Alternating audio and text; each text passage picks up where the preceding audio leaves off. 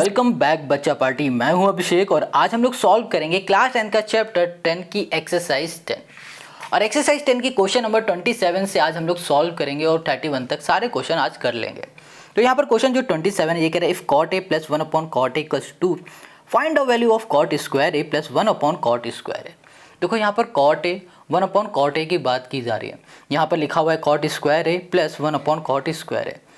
Cot A दिया गया है, कॉस स्क्वायर है, इसकी वैल्यू पूछी जा रही है और ये हमें गिवन है। अब इस तरीके के क्वेश्चन को सॉल्व कैसे करेंगे उसके लिए आपको आना पड़ेगा सोल्यूशन पे। ध्यान से क्वेश्चन को देखोगे तो आपने यहाँ पर ऑब्जर्व किया होगा कि एक तरफ स्क्वायर लगा हुआ है और दूसरी तरफ यहाँ पर हमें स्क्वायर नहीं दिया गया। जब तक इसमें हम लोग स्क्वायर नहीं लगाएंगे तब तक हम लोग इसकी वैल्यू फाइंड ही नहीं कर पाएंगे। इसलिए हम लोग क्या करेंगे, यहाँ पर सबसे पहले लिखेंगे कॉट ए प्लस 1 अपॉन यहाँ कर दिया कॉट ए इक्वल्स टू 2 और यहाँ लिखेंगे both side square, both side यहाँ कर दिया स्क्वायर, दोनों तरफ हमें स्क्वायर करना है। तो यहाँ पर हो जाएगा हमारे पास कॉट ए प्लस 1 अपॉन यहाँ पर हो गया हमारे पास कॉट ए और यहाँ पर हो गया हमारे पास होल स्क्वायर इक्वल्स टू 2 का स्क्वायर हो गया। अब यहाँ पर 2 का स्क्वायर मतलब यहाँ पर आ गया 4 और फिर देखो यहाँ पर क्या दिख रहा है a प्लस बी, क्या दिख रहा है a प्लस बी का होल स्क्वायर का फॉर्मूला। यहाँ लिख देते हैं a प्लस बी, यहाँ कर दिया whole square a square plus B square plus 2ab हो गया यहाँ हमारे पास। अब हमें यहाँ दिखा a प्लस बी का होल स्क्वायर फॉर्मूला, तो इसे हम लोग कुछ इस फॉर्म में चेंज कर देंगे। तो यहाँ पर हो जाएगा a हो जाएगा हमारे पास कॉट, यहाँ पर आ जाएगा हमारे पास cot square a plus 1 upon यहाँ पर हो गया हमारे पास cot square a plus 2 into यहाँ पर हो जाएगा हमारे पास कॉट ए प्लस इंटू में आएगा 1 अपॉन यहाँ पर हो गया हमारे पास cot A equals to 4। Cot से कॉट कैंसिल, यहाँ पर 2 हमारे पास प्लस का है, इधर चला जाएगा माइनस का। तो यहाँ पर हो गया हमारे पास cot square A plus 1 upon ये हो गया हमारे पास cot square A equals to 4, ये प्लस का इधर आएगा माइनस का 2, तो हमें यहाँ पर मिल गया 2। तो हमने देखा कि यहाँ पर cot square A plus 1 upon cot square ए की जो वैल्यू आई है वो 2 आई है। हमें यही फाइंड करना था कि cot square A plus 1 upon cot square ए की वैल्यू क्या होगी। हमने कर लिया फाइंड जो कि है 2। तो यहाँ पर क्वेश्चन नंबर 27 हो गया हमारा सॉल्व। आई होप आपको समझ में आ गया। अब आते हैं क्वेश्चन नंबर 28 पर। अब यहाँ पर जो क्वेश्चन 28 है इसमें लिखा हुआ है √3 tan theta equals to 3 sin theta. हमें फाइंड करना है यहाँ पर साइन थीटा की वैल्यू। कैसे फाइंड करेंगे, हमें ये गिवन है और हमें ये फाइंड करना है। कैसे करेंगे इसे फाइंड, वो देखो। सबसे पहले जो भी गिवन है उसे लिख लेते हैं। √3 यहाँ कर दिया हमने tan थीटा इक्वल्स टू हमारे पास 3, ये हो गया हमारे पास साइन, हो गया हमारे पास थीटा हो गया। अब इसको सॉल्व करने के लिए आप सबसे पहले यहाँ पर देखो लिखा है tan थीटा और tan थीटा का फॉर्मूला क्या होता है। अब जो क्वेश्चन आ रहे हैं 28, 29, 30, 31, इन क्वेश्चन में ना हर एक स्टेप पे आपको फॉर्मूला लगाना होगा। तो यहाँ पर लिखा हुआ है tan थीटा और tan थीटा का फॉर्मूला होता है साइन थीटा अपॉन में हो जाएगा यहाँ पर कॉस थीटा हो जाएगा। इसी जगह में ये पुट कर देंगे। √3 हो गया हमारे पास साइन थीटा, यहाँ पर हो गया कॉस थीटा इक्वल्स टू हो गया 3, ये हो गया हमारे पास साइन थीटा हो गया। इतनी बात क्लियर हो गई। अब देखो यहाँ पर हम लोग क्या कर सकते हैं, ये हमें दिया गया है मल्टीप्लाई में, 3 मल्टीप्लाई में, इधर आ जाएगा डिवाइड में। यहाँ पर हो गया √3/3 हो गया। यहाँ पर लिखा हुआ है साइन थीटा ये वाला।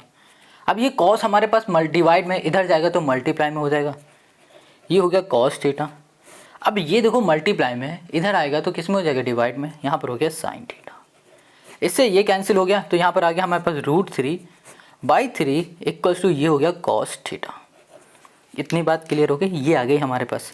अब इसको हम लोग सॉल्व कर सकते हैं। बिल्कुल देखो, हमें पता है कि जो √3 है ना, या फिर बोलो कि हमारे पास जो 3 है इसको हम लोग लिख सकते हैं √3 इंटू √3। √3 इंटू √3 को लिख सकते हैं 3। तो जो ये 3 है इस जगह पे हम लोग लिखेंगे √3 इंटू √3। तो 3 यहाँ पर हो गया √3 इंटू हो गया यहाँ पर √3 इक्वल्स टू हो गया हमारे पास कॉस थीटा। इससे ये कैंसिल हो गया, यहाँ पर आ जाएगा 1 अपॉन √3 इक्वल्स टू हो गया हमारे पास कॉस थीटा हो गया। इतनी बात क्लियर हो गई। तो कॉस थीटा की वैल्यू हमें क्या मिली, 1 अपॉन √3 मिल चुकी है। अब हमें फाइंड तो करना था साइन थीटा की वैल्यू। अब साइन थीटा की वैल्यू फाइंड कैसे करें, अब हमें यहाँ कुछ दिख ही नहीं रहा है। तो देखो याद करो एक फॉर्मूला होता है sine theta sine square theta plus cos square theta equals to होता है 1। अब एक काम करो, हमें यहाँ पर साइन चाहिए ना, तो हम लोग लिख सकते हैं cos square theta equals to 1। ये प्लस का इधर आ जाएगा माइनस का साइन स्क्वायर थीटा। ठीक है, ये स्क्वायर लगा हुआ है, यहाँ पर आ जाओ, स्क्वायर हटा दोगे तो इधर क्या हो जाएगा, अंडर रूट लग जाएगा 1 माइनस यहाँ पर हो गया साइन स्क्वायर थीटा। अब कॉस थीटा की जगह पे हम लोग root 1 minus sine square theta लिख सकते हैं, बिल्कुल। चलो यहाँ पर लिख दो, यहाँ पर हो गया 1/√3 इक्वल्स टू यहाँ पर हो गया हमारे पास कॉस थीटा है ना, इसकी जगह पे हम ये पुट कर देंगे। यहाँ पर हो गया रूट 1 माइनस साइन, यहाँ पर हो गया हमारे पास स्क्वायर थीटा।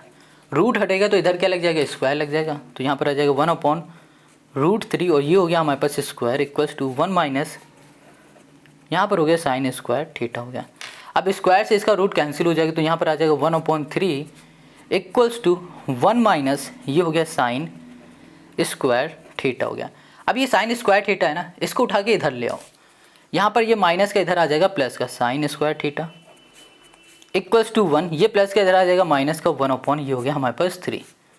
यहाँ पर आ जाओ, ये हो गया 3 माइनस 1, यहाँ पर हो गया हमारे पास साइन स्क्वायर थीटा हो गया। ठीक है, अब इधर आ जाओ, देखो इसको सॉल्व करोगे तो यहाँ पर क्या आएगा, sine square theta equals to आ जाएगा 2/3 आ जाएगा, ये आ जाएगा हमारे पास। ओके, स्क्वायर लगा हुआ है ना, स्क्वायर हम लोग हटा देंगे तो यहाँ पर आ जाएगा अंडर रूट, तो यहाँ पर हो गया साइन थीटा इक्वल्स टू √2/3।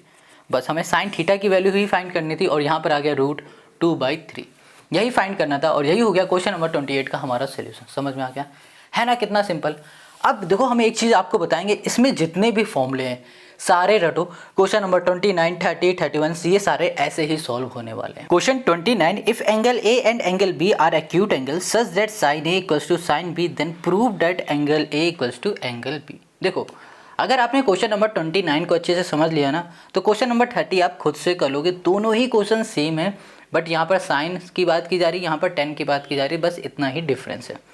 अब क्वेश्चन को समझो कैसे करेंगे। यहाँ पर क्वेश्चन ने बोल दिया है कि भैया आपके पास एक ट्रायंगल है और उस ट्रायंगल के जो एंगल ए और एंगल बी है ना, वो एक्यूट एंगल है। ठीक है, और कहा जा रहा है साइन ए है और जो साइन बी है वो आपस में इक्वल है, प्रूफ कर दो एंगल ए बराबर एंगल बी। बहुत सिंपल क्वेश्चन है, देखो कैसे करेंगे। सबसे पहले यहाँ पर ना आपको एक राइट एंगल ट्रायंगल को बना लेना कुछ इस तरीके से। यहाँ पर नेमिंग कर दी ABC। अब क्वेश्चन ने ये कहा है कि हमें ये प्रूफ करना है कि जो ये एंगल है ये बराबर है इसके। ठीक है, अब कैसे करेंगे। सबसे पहले देखो गिवन क्या है, हमको यहाँ पर गिवन है sine A equals to given है साइन यहाँ पर B गिवन है। ठीक है, साइन A और साइन B गिवन है। अच्छा ये बताओ साइन थीटा जो होता है ना, उस साइन थीटा का फॉर्मूला क्या होता है। साइन थीटा का फॉर्मूला होता है P/H होता है, परपेंडिकुलर अपॉन H। ठीक है, H मतलब हाइपोटेनस। ये एंगल हमारा 90 है, तो इसका मतलब इसके सामने वाली जो साइड होगी ये होगी हमारे पास H, हाइपोटेनस होगी। अब यहाँ पर क्वेश्चन बात कर रहा है साइन A, मतलब एंगल A की बात कर रहा है। अगर एंगल A की बात करोगे तो इसके सामने जो साइड दिख रही है ये बन जाएगी परपेंडिकुलर और इसके बगल वाली साइड बन जाएगी हमारे पास B मतलब बेस। क्लियर हो गया इतनी बात। तो हम लोग साइन A की जगह पे लिख सकते हैं यहाँ पर परपेंडिकुलर अपॉन H, H मतलब हाइपोटेनस है ना। तो यहाँ पर परपेंडिकुलर हमारे पास है CB, यहाँ पर हो गया CB अपॉन H मतलब AB हो गया, ये हो गया हमारे पास AB। तो ये CB अपॉन AB हम लोग लिख सकते हैं साइन A की जगह पे। साइन A की जगह पे हमने लिख दिया CB अपॉन हमने कर दिया यहाँ पर AB। क्लियर हो गया, इक्वल्स टू। अब देखो यहाँ लिखा है साइन B, मतलब क्या हो रहा है, एंगल B की बात की जा रही है, तो ये है एंगल B। अब इस एंगल के अकॉर्डिंग जो ये वाली साइड है ना, ये साइड बन जाएगी परपेंडिकुलर और इसके बगल वाली साइड बन जाएगी बेस। ठीक है, यहाँ लिख दिया हमने साइन B। अब इसका फॉर्मूला भी होता है P/H होता है, P मतलब परपेंडिकुलर। अब यहाँ पर परपेंडिकुलर हो गया AC और H मतलब हाइपोटेनस, हाइपोटेनस हो गया हमारे पास AB, यहाँ पर लिख दिया AB। तो साइन B की जगह में AC/AB लिख सकते हैं, तो AC अपॉन हमने कर दिया AB। अब इस AB से ये भी हमारा कैंसिल हो गया, बचा क्या यहाँ पर CB, CB equals to AC हो गया। अब CB है कहाँ पर, ये साइड है CB। ठीक है, और ये वाली साइड है हमारे पास AC, ये साइड है। अब इस साइड के अपोजिट जो साइड एंगल है और इस साइड के अपोजिट जो एंगल है वो देखो क्या है, एंगल ए है इसके अपोजिट और इसके अपोजिट बी है। हमने यहाँ पर ट्रायंगल में एक प्रॉपर्टी होती है वो पढ़ा था कि अगर ट्रायंगल की दो साइड आपस में इक्वल होती हैं तो उसके जो अपोजिट एंगल होते हैं ना वो भी आपस में इक्वल होते हैं।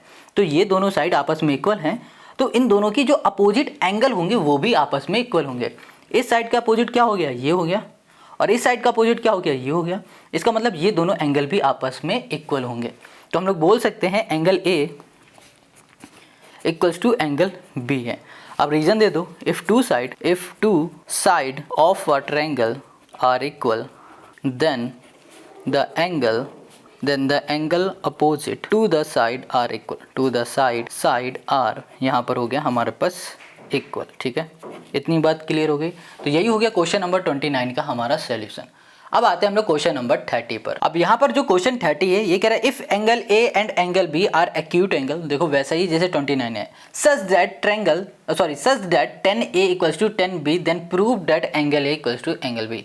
क्वेश्चन कह रहा है कि जो एंगल ए और एंगल बी है ना ये एक्यूट एंगल है और यहाँ पर 10A बराबर है 10B के, तो जनाब हमें यहाँ पर प्रूफ करके बताना है कि जो एंगल A है वो बराबर है एंगल B के। समझ गए, बिल्कुल क्वेश्चन नंबर 29 की तरह ही सॉल्व होगा।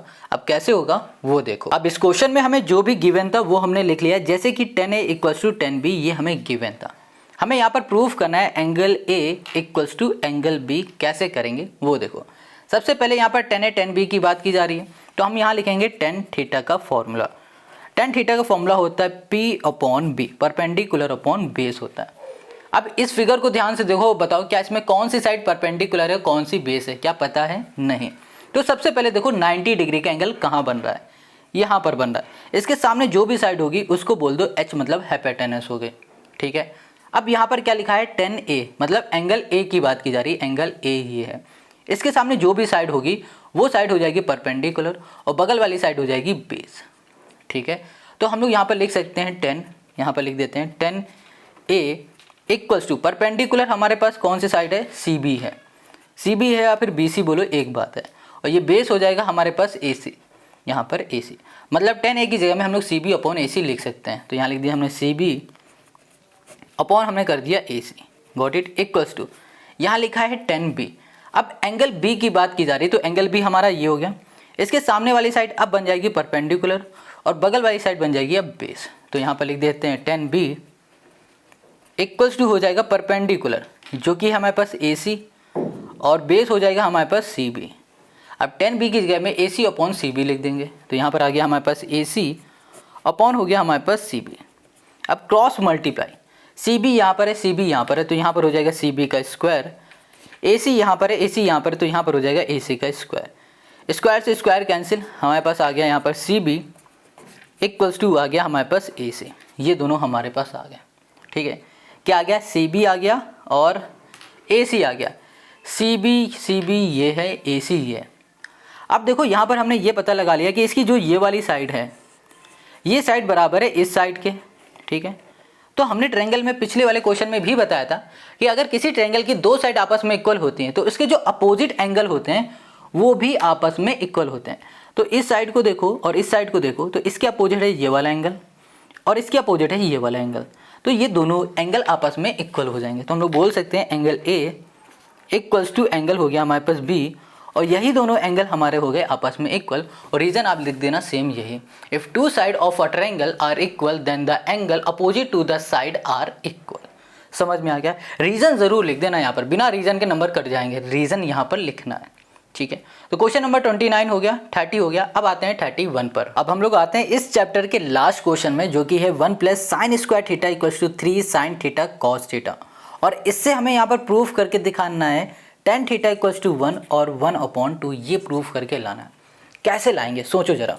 चलो अच्छा, जो भी हमें गिवन है ना उसको लिख लेते हैं। यहाँ लिखा हमने 1 प्लस साइन स्क्वायर थीटा। अभी जो भी हमें गिवन है क्या इसकी हेल्प से हम लोग इसको सॉल्व कर सकते हैं? नहीं, बिल्कुल भी नहीं, कुछ भी नहीं कर सकते, एक स्टेप भी नहीं कर सकते। तो फिर क्या करें?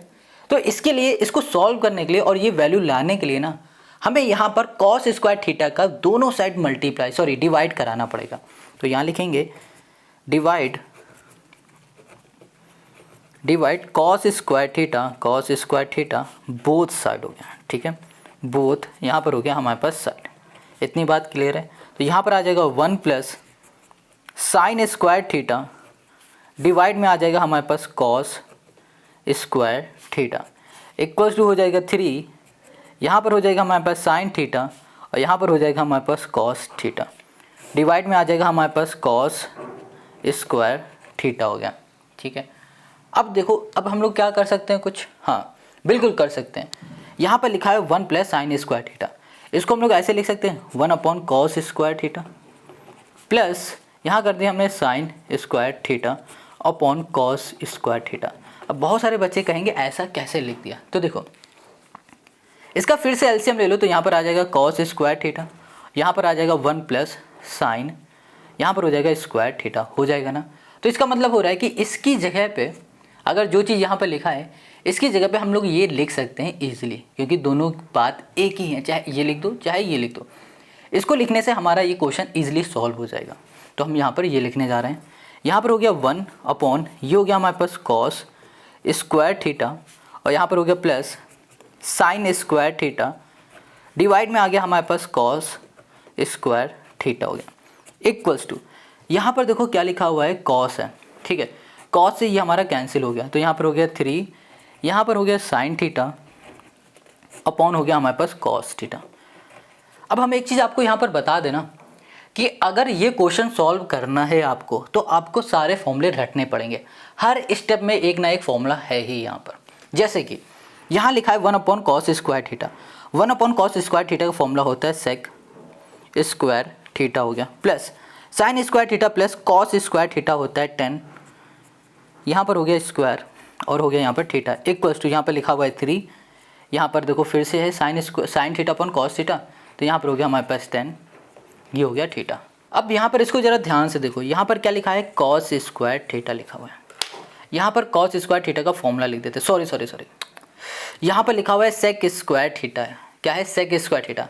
अब यहाँ पर हम सेक स्क्वायर थीटा का फॉर्मूला लिख देते हैं जो कि होता है 1 प्लस यहाँ पर हो जाएगा 10 स्क्वायर थीटा, ये होता है। इसका मतलब इसकी जगह पे हम लोग ये लिख सकते हैं बिल्कुल। तो यहाँ पर हमने लिख दिया 1 प्लस यहाँ पर हो गया हमारे पास 10 और यहाँ पर हो गया स्क्वायर, ये हो गया थीटा प्लस यहाँ पर भी हो गया हमारे पास 10, ये हो गया स्क्वायर थीटा इक्वल्स टू हो गया 3, ये हो गया हमारे पास 10, ये हो गया हमारे पास थीटा।